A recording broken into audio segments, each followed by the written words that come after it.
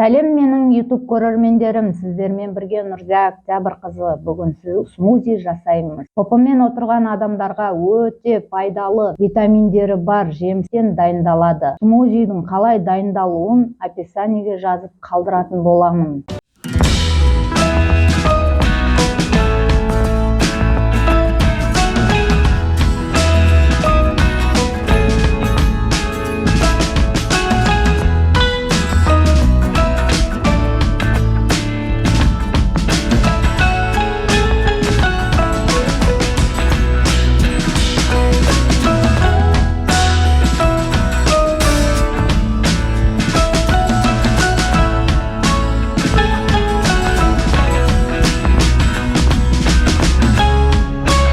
Қуаттарыңызды көтеріңіздер.